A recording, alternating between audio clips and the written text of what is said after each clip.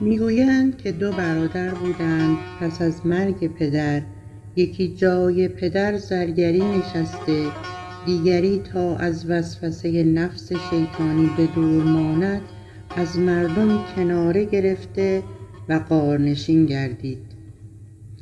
روزی قافله‌ای از جلوی غار گذشته و چون به شهر برادر می رفتند، برادر غارنشین غربالی پر از آب کرده به قافله سالار می دهد تا در شهر برادرش برساند. منظورش این بود که از ریاضت و دوری از خلایق به این مقام رسیده که غربال سوراخ سوراخ را پر از آب می تواند کرد بی آنکه بریزد.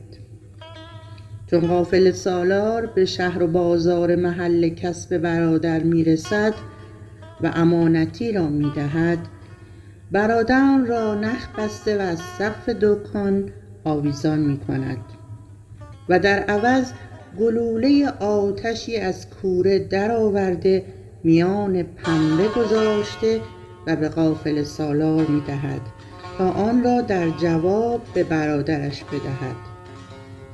چون برادر غارنشین برادر کاسب خود را کمتر از خود نمی بیند، عزم دیدارش کرده و به شهر و دکان وی می رود. در گوشه دکان چشم به برادر داشت و دید که برادر زرگرش بازوبندی از طلا را روی بازوی عریان زنی امتحان می کند.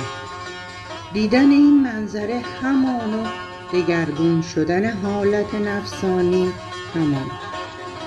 در همین لحظه آبی که در غربال بود از سوراخ غربال رد شده و به زمین می ریزد.